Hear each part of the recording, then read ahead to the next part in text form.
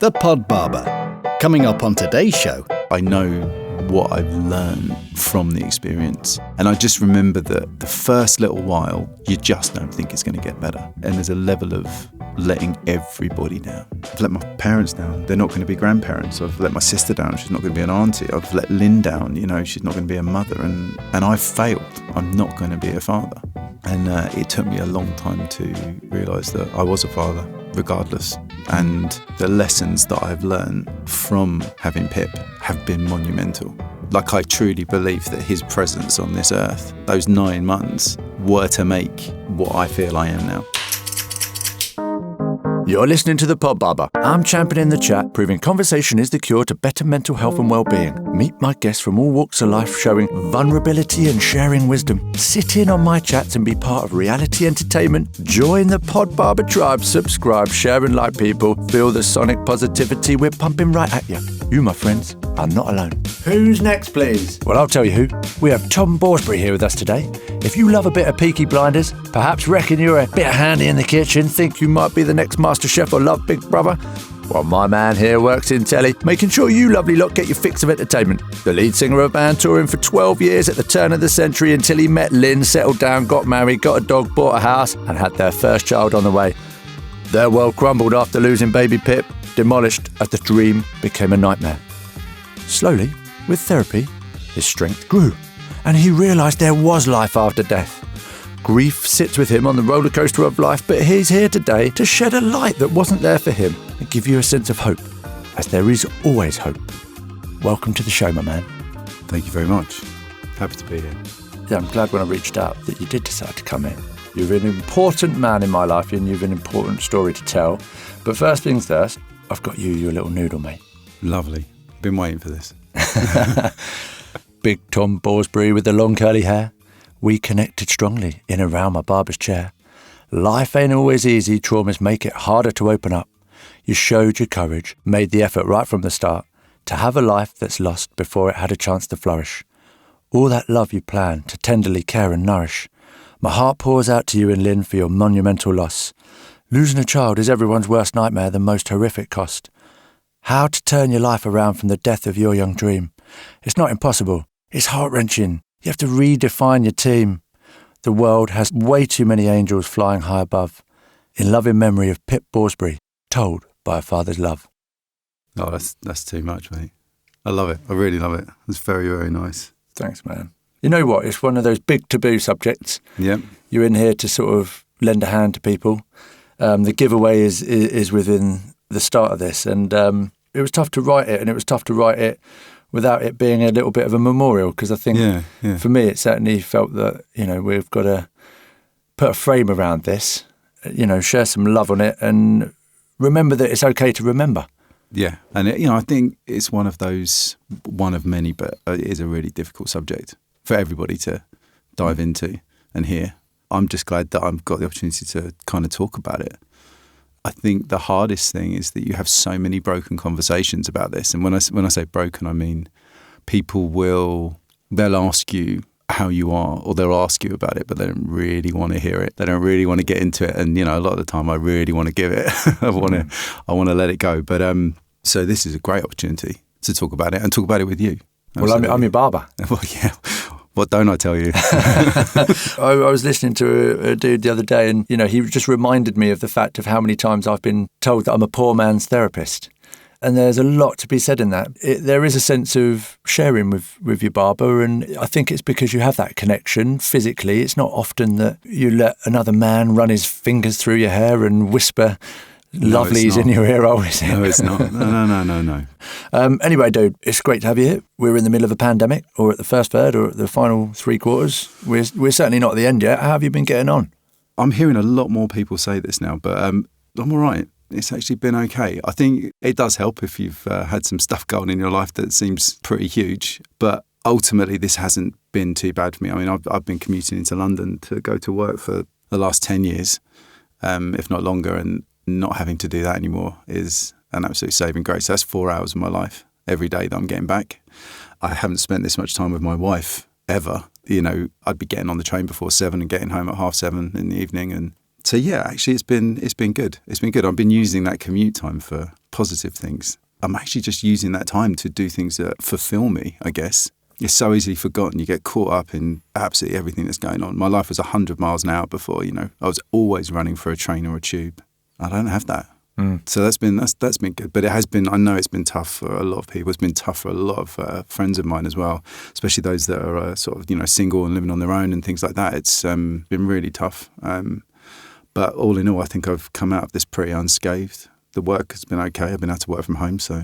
Yeah, you've been in that position. I think we're very fortunate in this area, and a lot of the city boys, you're sounding like part of that collective. Like, wow, I've got time. I can slow down. You are a kind of a cool man, and I really want to know a bit more about the late 90s, early 2000s, and if you can remember any of it, Tom. Let's hear a bit about that. Well, yeah, I mean, that was absolutely everything to us. I mean, me and some mates from school got together when we were about 16, just started rehearsing stuff. I mean, basically wanted to be anything, Ocean Colour scene, Oasis, anything, Blur, whatever was going on, that kind of indie scene then. Yeah, we started doing some gigs and stuff and playing at Fates, which was pretty hardcore. Hardcore. But we were knocking around, and then basically a lot of us got jobs, and one of the guys said, "Look, I want to move to Brighton. And I want to go into this music college." And so we all went down there and started gigging around Brighton. And we got quite friendly with a group of guys that had just started a band, and they were called the Kooks. And, they went off and did some pretty big stuff. And we were lucky enough that we got to go and basically ride the coattails, do a bit of touring and stuff with them. Yeah, and then we got a few other gigs ourselves and did a bit of stuff with In Excess when they had their new singer and stuff. And we all wrote together. I mainly wrote the lyrics and melody, but we used to rehearse 4 or 5 days a week, and we'd be gigging at least 3 gigs a week. I mean, we were just gigging all the time. And we ended up getting a manager, and we got a small sort of singles deal, I think, with a small record label off of Universal. I can't even remember what they're called now. It got us some pretty good gigs and stuff, and we did some recording up in the engine rooms in Universal Records up in Kensington and things. But we never quite got on top of that wave. Yeah. Well, I think there's a lot of bands out there that sounded very much the same, and it's all a bit of luck. But we did have a very good time. Basically, had sort of 12 years with my best mates, having a great time. Do you not sort of get that little penchant to sort of get back and start penning some stuff? Do you know what? It was really strange. We were pretty relentless for that 12 years in terms of writing and playing and all that kind of stuff. And so when it stopped, I think we all just needed a break. Some of the guys had kids. Everyone was trying to think, well, what are we going to do? It's like 28 now, and we're all being paid for to go and do stuff, but didn't mean you had any money in your pocket when you sat in your flat. So I felt totally burnt out. It takes a lot out of you, and I just needed a change as well. Yeah. And also there's that when you've been doing it for quite a long time, and anyone who was trying to make it in a band, you get to a point where, like, am I just beating myself up here? Like, are we not gonna? I know it only takes one song and all that kind of stuff, but how many times can you say that? So the love of music, you just burnt out. You got to the end of that, but that's at the same point when you've met the love of your life, and then was that sort of a real anchoring to sort of settle down when you met Lynn? Yeah, I mean, I don't want to bore you with it, but no, no, it's far too long a story. So Lynn actually sang in a band with my cousin. Cool. So I turned up to this gig in London, probably sometime in 1997, maybe something like that. And I was like, oh, she's the one, right? She's the one. Yeah, and then I didn't really see her again. And then it wasn't until my cousin's wedding in Portugal. We'd just done a tour, I think, around the same time with the Kooks in the UK. Right? We'd done Brixton Academy and all this kind of stuff. We'd had a really, really good one. And I remember turning up, and I was just like, I can't believe that I've just had the best sort of few months with my guys in the band. And then I turn up, and here she is at this wedding. And then we just had these kind of weird trysts. I say weird, I don't mean weird. Lovely, amazing, special trysts. Paint the picture you want, people. Yeah, exactly. Over the next few years. And then, I remember I was in a flat in Brighton, and I'd just moved out, and I'd had to go back to my parents. And about midnight on a Wednesday, I just chucked some socks in a bag and went up to her flat. And I moved in, and that was it. Got engaged the next year, married the year after. It was all pretty quick after that. It sounds to me like that love at first sight. Realistically, it sounds a lovely tale. Yeah, I think so. She might not say that. I think you're both lucky people, and I think you're both it really was meant made to be. for one It was another. meant to be. That was absolutely brilliant, and that took up a lot of what I had with the band, I was just like, I'm just jumping into this 2 feet. Let's just go with it. So what was the next thing after that then, like work-wise? Because obviously you've just been an amazing rock god. No, I mean, I'd start getting temping jobs and trying to get some stuff in media, I thought, and music, and I thought I was interested in that. And then I realised I was like, I don't know, I think I'm a bit tired of trying to do music stuff. And I ended up getting a temping job at BBC for Radio 4. Wasn't that rock and roll at the time. It was the Archers, All of that sort of need to better myself with the band and stuff, and that constant writing and trying to develop and stuff, I kind of threw that into like trying to get a job. I wanted to be able to provide for Lynn. I wanted us to be able to do whatever we wanted and go on holiday and stuff like that. So I was just kind of like, I was just single track minded about what job I was going to get. And aim high, hit the BBC, and you work in. Was that where you started to work? Obviously, Peaky Blinders weren't coming out then. Well, no, I got a job at a company called Shine International, and they had MasterChef, and it was Elizabeth Murdoch's company. And then they got bought out in 2015 by Endemol, who had Big Brother and Peaky, and then Endemol recently got built out by Banijay. So I'm now working at Banijay, which is, so I've been for a few mergers and stuff like that. But that's where that all started, and my job of that is purely, or was purely, distribution. So we had like that a team sounds over here. like I'm picturing distribution with Peaky Blinders, and so are we talking the bootleg alcohol No. the knives and weaponry, son? No, none of that. It's a real thing, isn't it? Yeah, definitely. No, there's these guys that obviously you've got the production guys that are out there filming it and doing all that kind of work, and we went up and we went on the set up in Manchester, which was absolutely brilliant. So I got to sit at his desk. That's so cool. Shelby's desk. Wicked. And meet some of the cast and stuff like that. And then, I mean, my part of it is once it's all made, the part of the company I work for, sell it globally and get it all dubbed and put it in different languages and that stuff. And that's sort of where I come in. So I'm doing the less glamorous bit. Yeah, you're still sitting at the desk, mate, just when there's no cameras on it. Exactly. Like, yeah. Being a barber, particularly Peaky Blinders, I mean, that affected hairstyles. Didn't it just? Oh wow. Yeah. I mean, we're still, to this day, there's still the real urgency to get the Peaky Blinder haircut. It's not gone out, but I'd really love the Peaky Blinders era. And obviously theirs was hard-lined old school. Yeah. So without the talent as such, because they obviously trying to make it period appropriate and all that kind of stuff. Yeah. Whereas we sort of put the modern spin on it. And I really love it when the lads come in and they want a Peaky Blinder haircut. And it was just, there's certain eras it was David Beckham, the Peaky Blinders, Brad Pitt from Fury, which is a bit similar to that, to be honest. Yeah. Do you know what I mean? And then there's Sideshow Bob, which you always come in and ask for. With my little picture of Sideshow Bob. Can you give me that, please? Can I make me look like this guy? He looks great. No. So you're a super dude. You're working with selling all those kind of cool things. MasterChef, Big Brother. I mean, everyone watches that stuff, don't they? Yeah. Oh no. At some point, it's so cool. It is cool, and there's a lot of amazing shows and stuff that these guys are working on, and it's been really, really good. But yeah, so like we've hung the mic up. You're a man with a pan. You're ticking all the boxes. Everything seemed perfect, dude. And I don't want to avoid the subject. Like, no. Where did it this come? This is where we go down, so we can bring it up. We can bring everybody up. Yeah. Well, like I said, I mean, it was really quick. I mean, as soon as I moved in Berlin, I was like, yeah, I just know I want to be here. That's it, And we got on so well. It was great. So we got engaged in 2011. We got married in 2012. Had a great wedding, and then obviously, it's that kind of thing. It's like, well, what's next? Okay, well, let's have a family. That's what we should do. So, that's what we tried.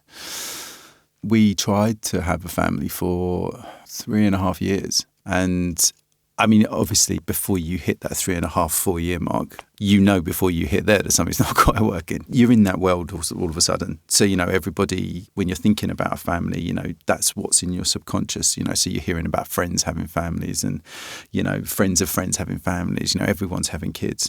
And, you get to that point. Like we did at like 3.5. It's like, I don't know what's going on here. We've got to see what's going on. That whole kind of thing. Is it me? Is it you? Is it what's going on here? Is it something stupid? Are we not doing it right? I mean, what's going on here? Do we need to get a book? It's such a sort of unspoken about subject, having a family and perhaps infertility or whatever, that you sort of don't really know what you're doing. And we didn't get any kind of sort of feedback to say, hey, this is one thing or other. Hey, you don't work, that's not going to happen or anything like that. We didn't get any of that. It was like, oh, okay, it's changed. And all of a sudden, IVF came up.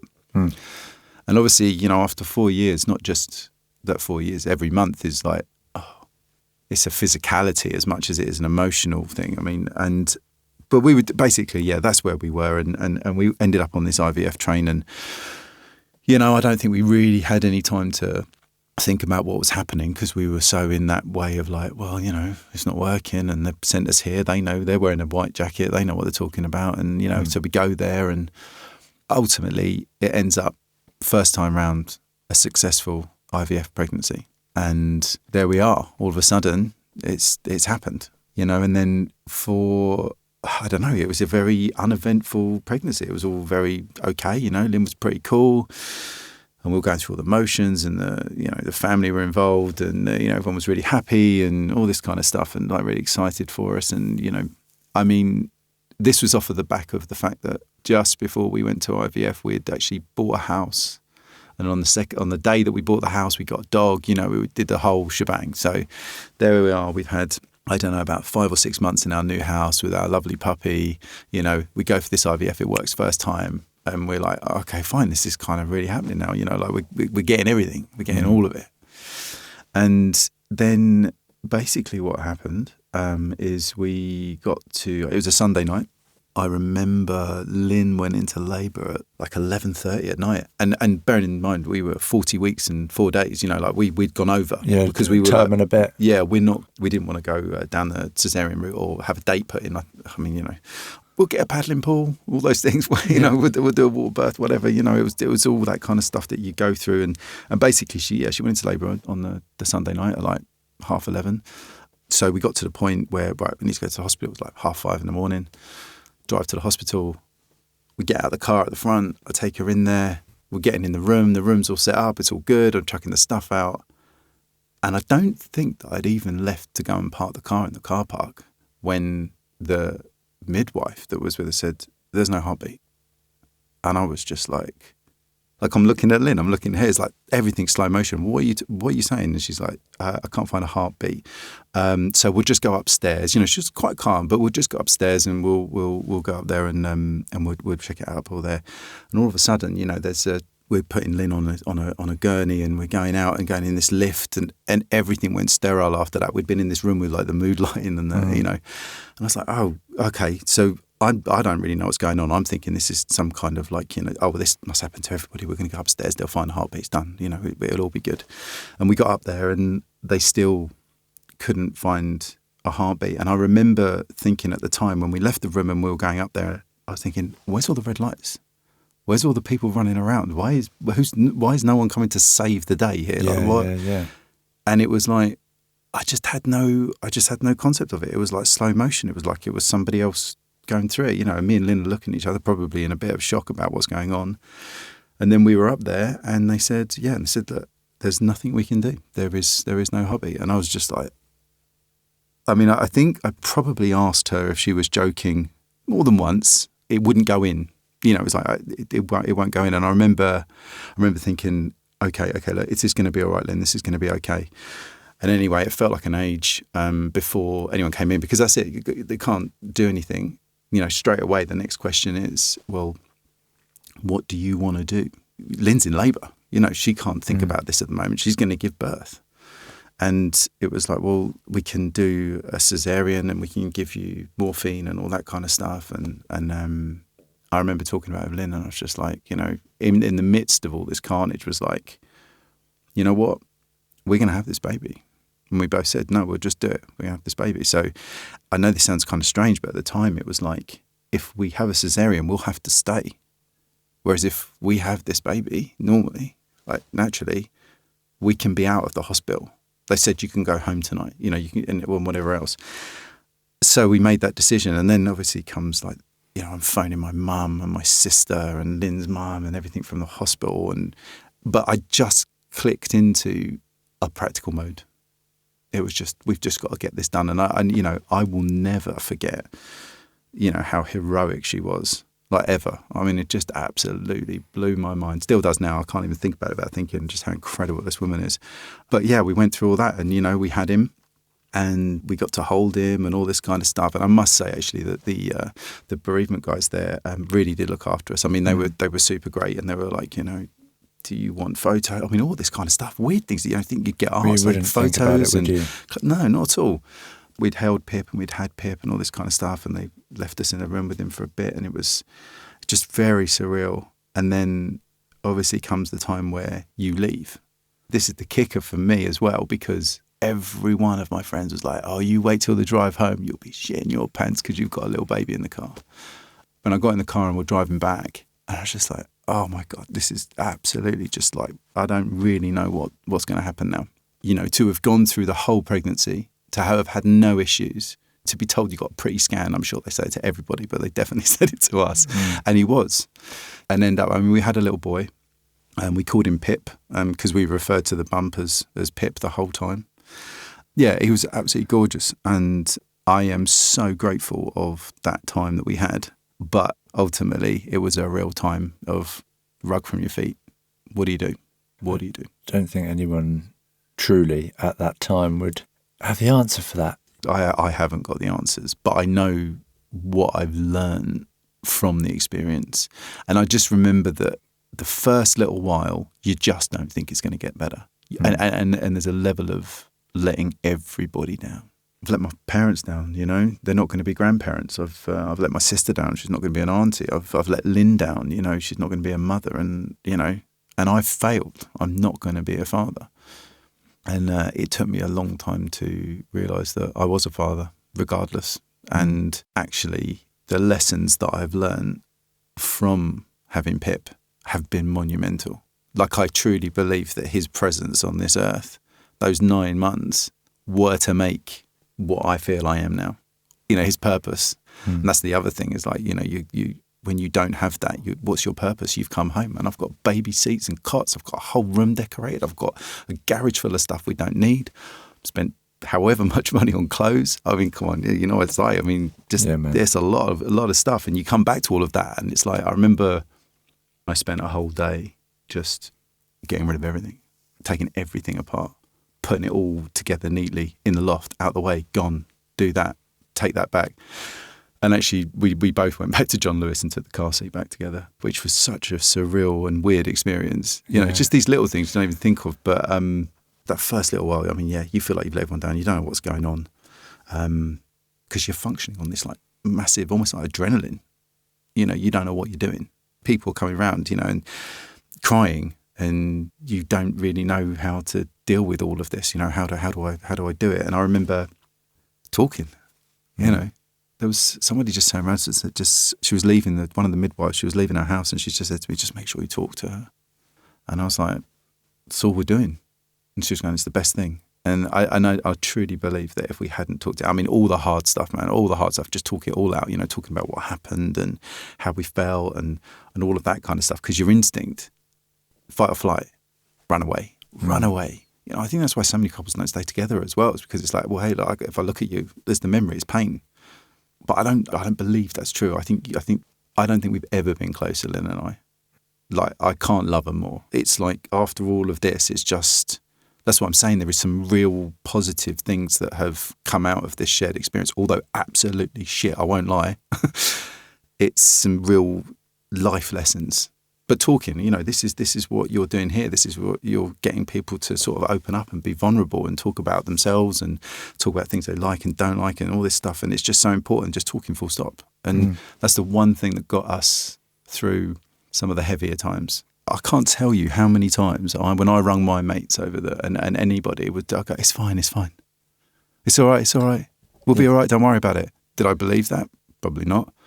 Not in the early days. You're just in such a different place. It isn't you. It's this transitional period of, okay, let's try and sort of collate and cope with that and digest it. And, you end up sort of marinating in your own sort of thoughts. I think the key, like as you were saying, is you and Lynn, you didn't become isolated from each other and disconnected, or was there a period like that? No, do you know what? Not at all. Because right off the back of this, we ended up talking to a charity called Petals, and Karen, she started Petals.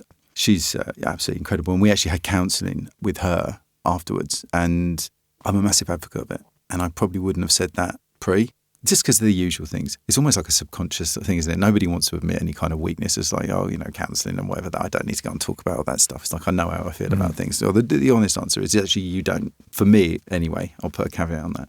I thought I knew what I was like, and I thought I knew who I was. All those days in the band and everything else and the good times and all that kind of stuff. I thought I knew who I was. I didn't know who I was. And it was only after that, and I remember I was sitting there, I was having counselling with Karen, and she said something along the lines of like, when something really bad happens, I think before this event happened, you might have flapped a bit because your immediate reaction is, I've got to fix it. I've got to fix it fast. I've got to fix it fast. I've got to fix it fast. Let's get on with it, get on with it, get on with it. And she said, and now I'm talking to you and you're not that person. And I was thinking to myself, well, I don't really want to admit a flaw in my character, Karen. Thank you. But yeah, she was right. I was that guy, and I look back now and the things that are different between who I am now and who I was before, massive shift. But the counselling was so important to actually talk to someone that didn't actually have like any kind of emotional opinion on it in a way. So you could just say whatever you wanted. It's cathartic. You are able to get some of that out, some of the things, because otherwise you're left with this internal monologue, right? And after a while, it really did start. I started to realise, actually, do you know what? I would be very different before in certain scenarios and whatever else. And actually now I'm feeling very different about it. I would have said that I was much more of a people pleaser. I think I got to a point where I realised that I might be getting better because I was getting frustrated. There was no growth. There was no... And these are things that I didn't worry about before. I just wanted an easy life, Get married, have kids, be like everybody else, don't even have to think about what's going on.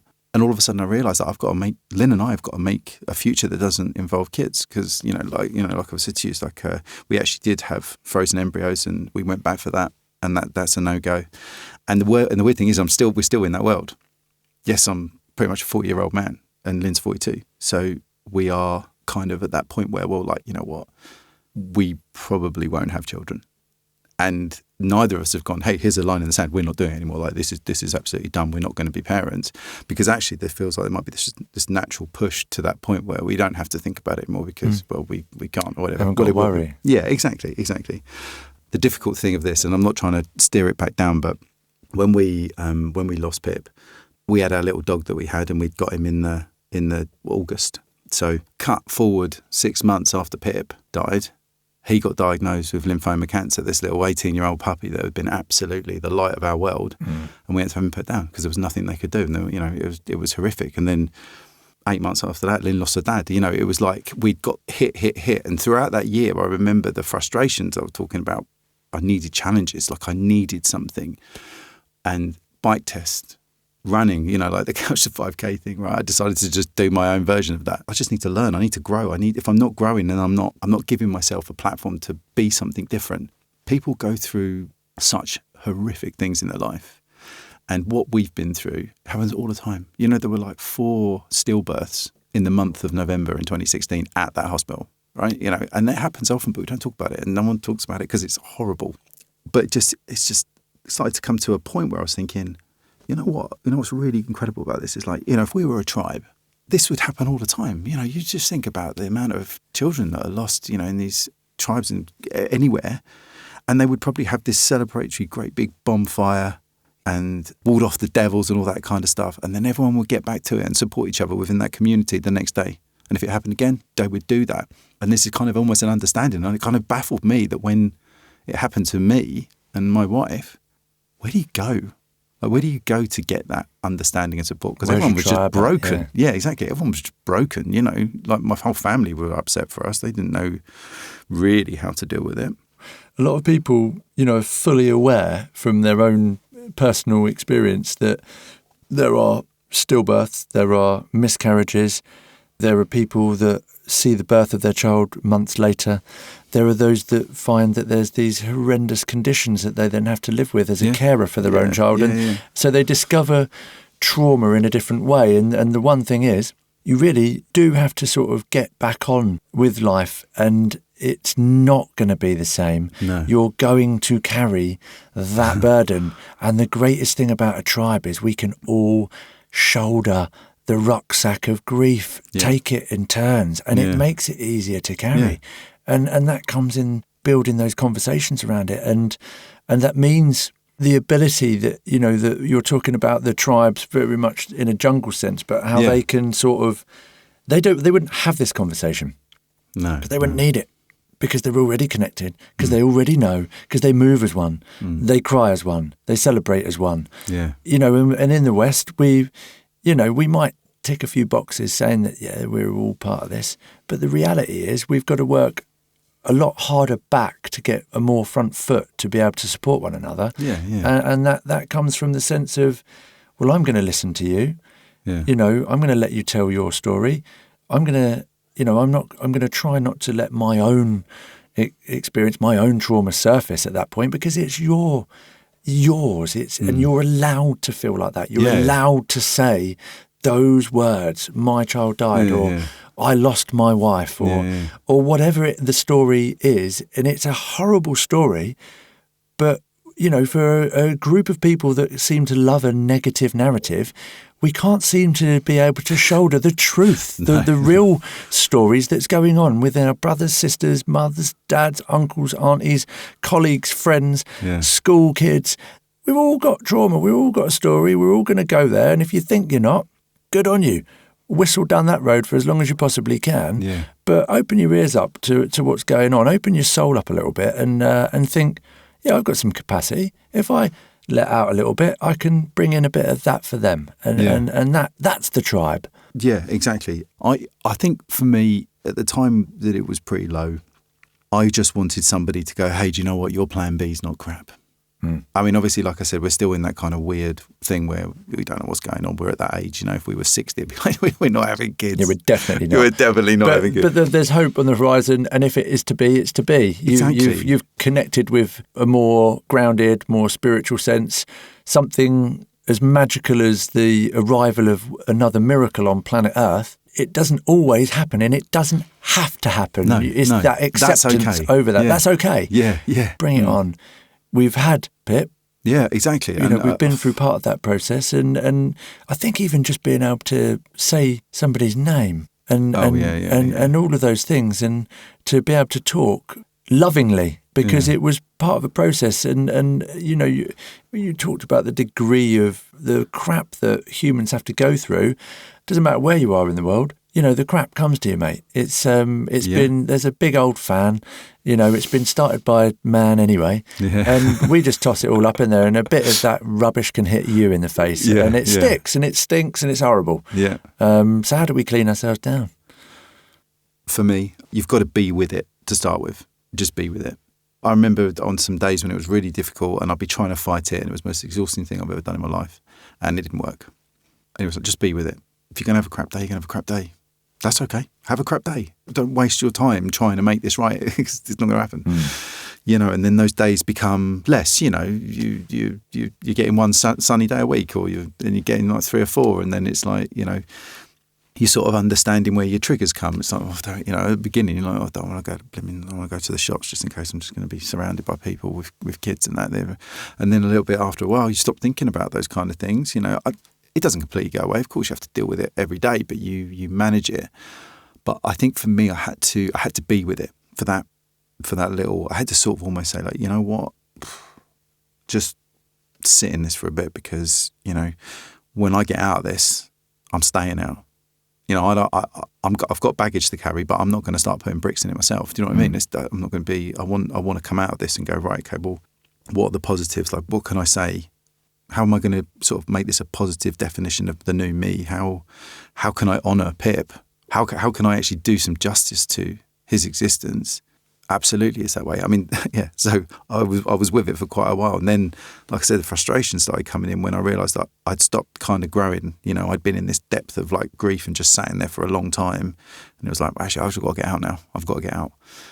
And, you know, things started to get a bit easier when I started to change myself and give myself something else to do, and took some concentration on that. And you just start to sort of piece little bits together, little wins. little understanding. And I think what I didn't have at the time was I just needed someone or something to be there, because the problem was for me is I wanted to hear somebody else talking about it. I wanted to hear a guy who I could look at and go, tell you what, if you can sort yourself out and you can make it, I'm going to be fine. Like, you know, I wanted to hang my hat on someone, and I couldn't find that. And I think it's really tough sometimes because it's taboo, and because ultimately nobody wants to upset anybody else. It kind of can make it a bit worse. You know, it can make it difficult. You know, like I could be sat here now going, look, I know you feel awkward about it, and I don't know what to say to make you not feel awkward, apart from like, don't worry about it. It's not your fault. But I think it's something that needs to be sort of talked about. Loads of stuff.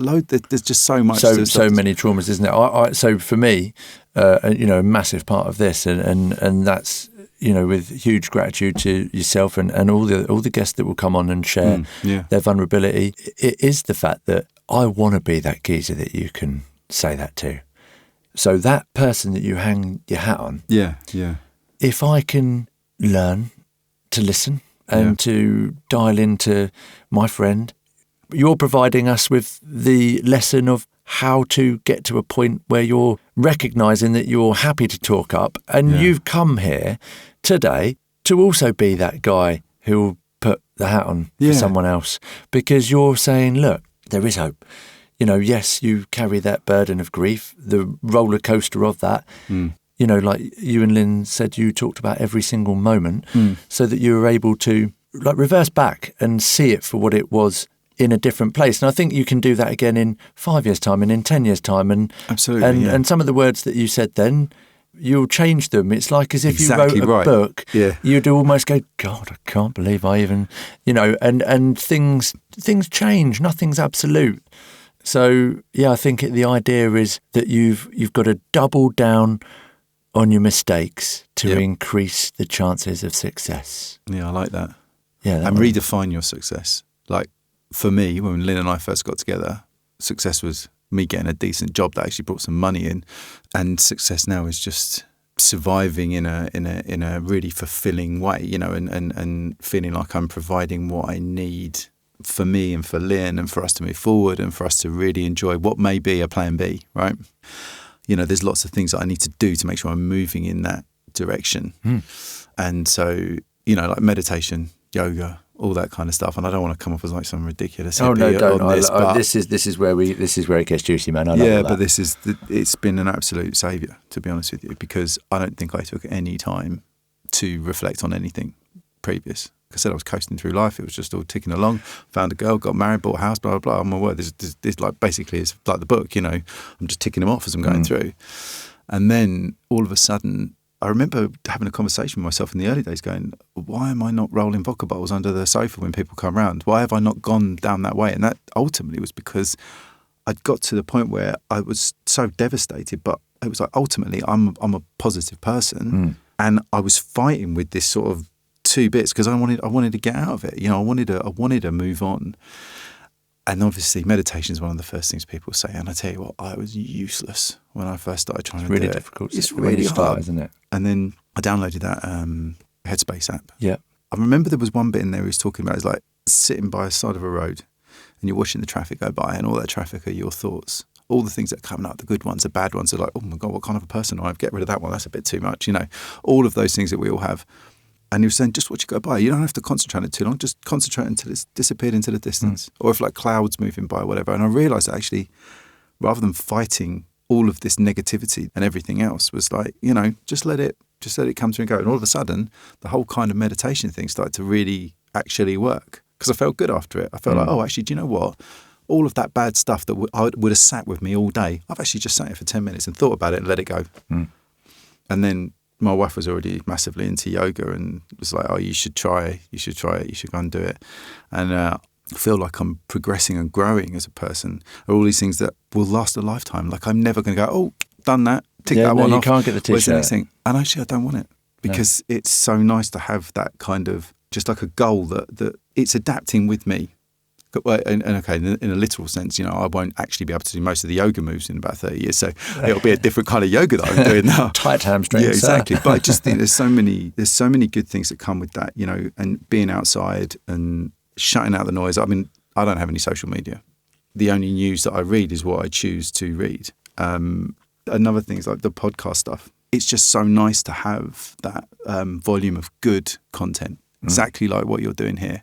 Like this has to happen. There's a lot of shit as well.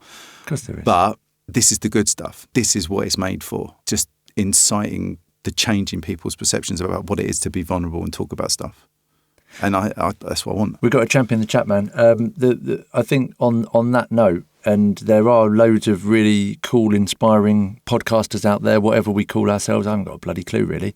I don't really want to bother myself too much, and I do want to progress that side of things because it's going to help get the message out and loud and clear. So we're really working, and we're really grateful with the assistance that we're getting from some great people. It's not just myself. It's not just Howie. We've got Sam Chandler, who's a great guy. We've got Lou down at Saffron Walden. This is a very homegrown community effort, and the more people that are hearing about it, they're coming on board. But do you know what? None of it's possible without the guest, because it's the guest that proves conversation is the cure. And that's what we're showing. It's about demystifying that stigma that surrounds men don't talk up. Men might not be ready to talk up right now, but know that there is a moment that's your therapy. Now we're tapping into the world of meditation. It's about education. It's about learning something. It's about continually challenging yourself.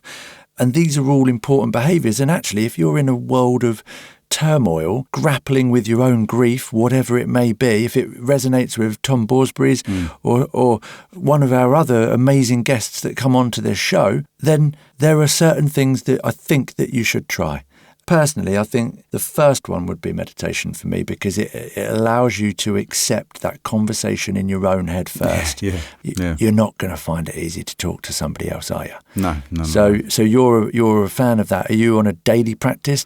How did it start for you? It did start on a daily thing, and like I said, I was awful, but I just persevered with it, and it only took, it's 10 minutes. It's 10 minutes of your day. 5-10 minutes. You can go through some endurance stuff if you're a bit. If you're a bit more. I was trying to keep it small. Just kept at it really. And then, like I said, it was one particular bit that he was talking about that just resonated, and it just worked even for that moment. And then I thought, I get it, because even if I get that idea that I've thought about it and I've dealt with that, I've done that now. So that's really great. I don't have to carry it around with me. That's fine. It's a little bit lighter. And it only took that one time for it to work. I'm not on a daily practice now. I know when I need it. So it just gave me a chance to sort of like really dial down into what is actually that I want to do. What's making me tick? Do you find that then gives you a better sense of the rest of your day? It certainly puts me into a much nicer place. Calmer and more productive. Definitely more productive. Spend a bit of time. Maybe buy yourself a bit more time back. Yeah. Recycle the minutes. It's But I think what I hadn't, going back to like the thing about Karen saying that, obviously like my immediate reaction was when something went wrong was to fix it.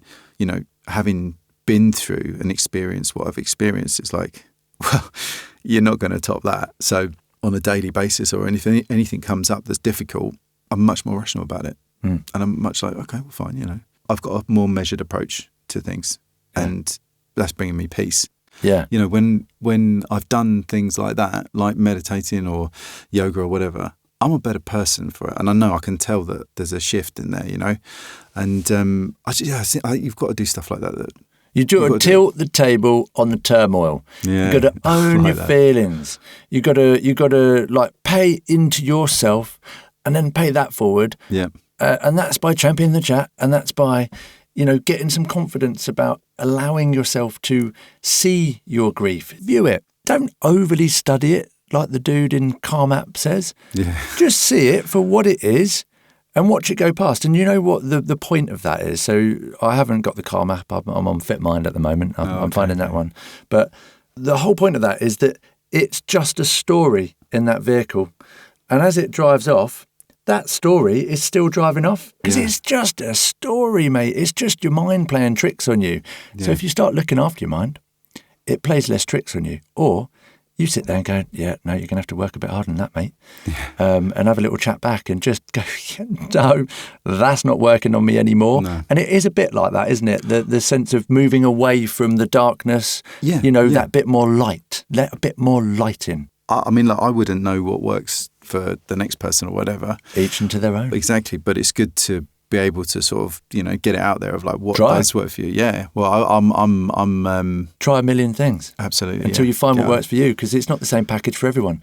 Personalised, mate. Grief's personalised. Your story's personalised. Everyone's got one. Yeah. Yours is, it's a great story that you've told us today, because you've absolutely underlined the fact that there is hope. Yeah, well, I honestly, that if there's anything that I would say about it is that that's what I would have wanted at the time.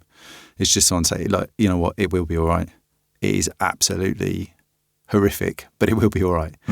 And life goes on, and I'm just really grateful at the fact that basically I have the blindfold taken off of me. I've experienced something that was really bad, and it's making me far more aware of the things that I am really, really sort of like are important to me and that I cherish and stuff like that. And now that's what I hang on to. They've simplified. My life's easier. I'm not as stressed as I was ever before. I think one thing that's changed in me is my ability to accept change and to accept things that aren't going to be the way they are. Life doesn't play out the way you think it's going to play out. And I think that almost my subconscious had given me this idea as I got married and, we got the house and the dog and we were going to have a family and, that hasn't at the moment worked out. And, it's one of those things you just think it was all just playing there in the background. And when it didn't happen, a lot of my grief was wrapped up in the fact that I couldn't get out of the future or the past. So in the negative times, I was thinking about the future as like what we've now lost, what we don't have, all the things that have gone and how the future can't be good now because that's happened. And then the past of how everything was great before and it's not now. And so it was like, it's kind of like just every space that I was trying to exist in was negative because I couldn't deal with the present. I couldn't be in it. And I remember when we were seeing Karen, she was like, try and be in the present, Tom. Like, try and just be in this moment. Like, how are you feeling right now? What are you doing right now? Think about just those simple things, what you've got to do to get through the day. And all of a sudden it was like, well, actually, like now as a person, I am just in the present. I'm not thinking about the future, really. I'm thinking to myself, well, you know what? That'll play out how it's going to play out. If I do positive things in my present, positive things are going to happen in my future, right? If I'm dealing with things right now positively, it will affect the future. And I can't control that. I don't care what anyone thinks. You can't control what's going to happen. I thought I had it all under control. And that's another thing, like loss of control, in that moment, nothing. And that's why, and I don't look to the past for the answers all the time. Some are there, but they're not always there. You said that so beautifully. I think that was the best sentence that you've put together. I think it's probably the only sentence I've put together, if I'm really honest with you. And I feel like Howie's got a lot of editing to do for my part. But honestly, Tom, I think sometimes it takes a long wave conversation to really dial down, and that was the most beautiful sentence because it really summed it up for me. Yeah, I think you've got to that point. You've really rounded back in on that, and then it's helped you see it for what it is. You're in the present. It does work. You said about smiling earlier. I remember thinking, I must look like such a miserable bastard every time I went out, because, You'd forgotten to smile. Well, yeah, absolutely. And, I thought everything I was going to do, I was just going to be reminded of what I don't have and what I am not doing, And I just started to think like, actually, I don't know what anyone's going through or what they're doing. I'm going to smile at everyone. I'm actually going to smile at everyone that sees me. Now, it doesn't always work. If I do remember to do it, some people don't really want to do that at all and you can just come off a bit nuts. But majority of people, even if they don't want to, they will. Yeah. They will. It's infectious. Yeah, it is. And it's a nice thing to do because it is a positive action, isn't it? And it's like yawning. Humans mimic one another. Yeah. So if you're negative, guess what? You've just made someone else negative. Yeah. And it's okay to have it. Yeah, of course. But why don't you turn around and say, why don't you just start an impromptu, just I'm really sorry, but, I'm feeling a bit down. I've got a few things going on. I'm like, oh, really, mate? Yeah. And all of a sudden you'll go, you'll feel that bit of sense of support. It's very simple. You don't have to go full bore. No, There's the grenade of grief, bang, just give top straight line, in there. You know, but you'll notice, and it's like if you were to have an injury of your body, you can physically see that. And what happens? You've got a cast on your arm. People want to write messages of get well soon. You know, they can physically see it. But your mental health is invisible, but you can wear it. With a smile, you can wear it with a sadness, you know, so people can look for those cues in their friends, their family, particularly if they know them, and they can see that their behaviours have changed. They can see, but that means you've got to be present. Oh, yeah, and have a difficult conversation. And have a difficult conversation and be prepared to listen. Yeah. It's probably easy to say, you know, I start nearly every interview with, you know, how are you coping? Yeah. How are you coping right now? Because it's important, because it grounds you. It's by no accident, that's the first question. No. You know, really, because it grounds you to right here, right today. Yeah, yeah. Boom.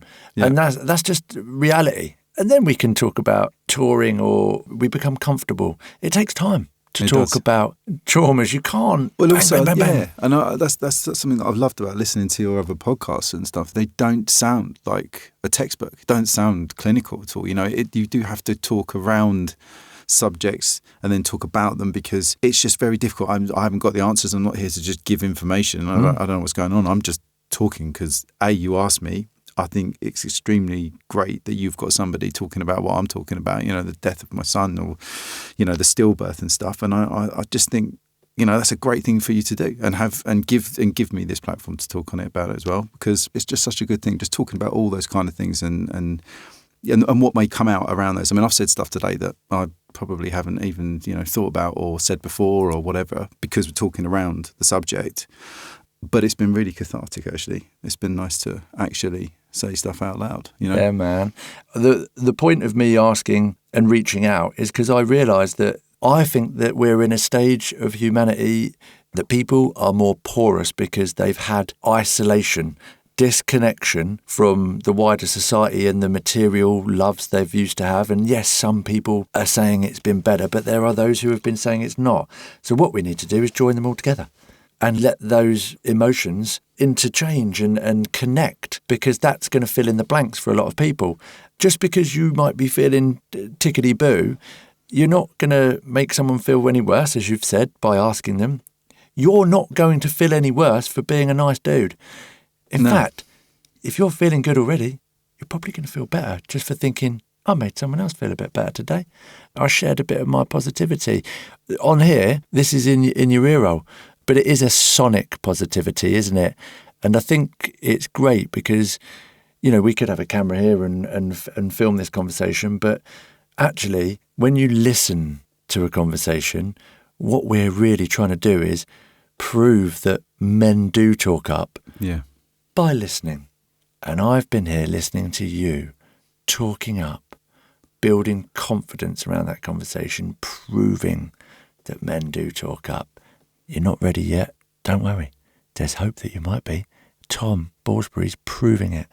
I really love my curveball question. Oh, okay. And you've listened, so you know what it is. Yeah. Sex, drugs and rock and roll, man. I mean, I would young man's game. Which one of them? Well, let's talk around drugs. Okay, man. Go on. Okay. What do you want to know? Whether I'm pro or? Well, I don't know. The thing is, you could say anything. I think. Well, you know what? My own experiences with that, obviously, you know, tied up in the band days and stuff. In all honesty, I was probably more down the drink front. You know, it's one of those things, just totally socially acceptable, isn't it? I mean, you know, no one blinks an eye about that kind of stuff. Yeah. And there was a lot of drinking during the band days, and you know, and a lot of other stuff. But it was funny because the other stuff was purely to carry on drinking. Yeah. I remember the times that I'd done drugs when I was younger and stuff was always to prolong a moment or a situation that I would class as a thin place now. Like looking back on it now, I was looking for something that I know now how to find.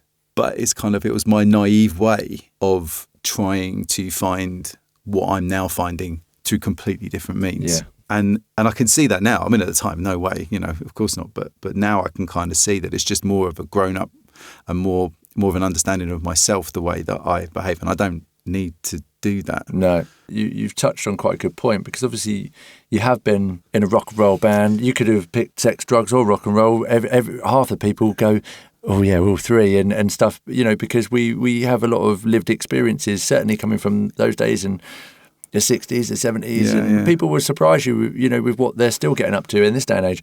But you were at an age, you'd fully developed. It was part of that whirlwind sort of relationship with hardcore living. It was the scene. You couldn't really avoid it. I think what I get from that, and the angle that I'd like to sort of play off on that, is that wait until you're old enough to make those decisions. And even then you can still feel like an idiot. I think a lot of youngsters look at these moments in history and they think by taking a pill or taking some drugs that they can too have them. But we're talking about really younger people now are really exposing themselves to the problems that could potentially give them an ill level of mental health before they've even got started. So wait a little bit, little fellas and little ladies, and be sure to live your own life and gain your own set of collaborations with long nights and parties in whichever way that you see fit. But just hold the dial a little bit. Would you agree with that? Yeah, I definitely would. Drugs don't have to be your drug. You know what I mean? It's like, it could be anything. You might really like chess. Looking back, I remember, sort of between the ages of about 14 to probably about 18, 19 maybe. I had quite a lot of friends that did themselves no world of good. And I remember seeing this stand-up. Well, I think it was Russell Brand. Russell Brand, that's it. Yeah. He's a real lyricist. Now, I remember watching a stand-up of his, and he turned around, and one of the first things he said was, you know what? I've done drinking and I loved it. I did it all the time. And then I wasn't allowed to do it anymore. I've done drugs, I've done them all. And now I've ruined it for myself because I can't do it anymore. So the guy, is totally to the point where I've ruined it for myself and I'm not allowed to do it. You must have seen him recently. But I'll tell you the one thing he's never said is, I've done meditation and self-care so much that I can't do it anymore, because he's on the buzzer. That's a for life journey. That's that, and it's just such a good point. But I remember it really making me think. That's it. You do things like that, and it just made me laugh. I thought, you ruin it for yourself. But I like that. Yeah, he hasn't turned around and said that. Meditate as much as you like. Get right in it. Just carry on. Tom, thanks ever so much for coming in. You wanted to step up to the mic today. It was so important to you to champion the chat, offer hope, and there is a light after so much darkness. Your message is clear. You found therapy extremely helpful in guiding your acceptance. We all have to navigate life. You don't get to unnavigate it. It is a platform which we have to move forward on. Everyone will cope in different ways. We can't fix someone else's issues, and that's okay. But we can offer love and support. And that's what you've done here today. And we love you for coming on the show. Massive respect to you, man. So it's just with great gratitude. I thank you for being on here, and peace, love, and power to your day, man. Thank you very much. Absolute pleasure. Absolute pleasure. The Pod Barber is a That Media and Design production, with Mickey at the mic and Howie at the controls. If you've been affected by any of the topics in this show, you can find more helpful information on the episode's page at thepodbarber.com and search The Pod Barber on social, and let's get connected.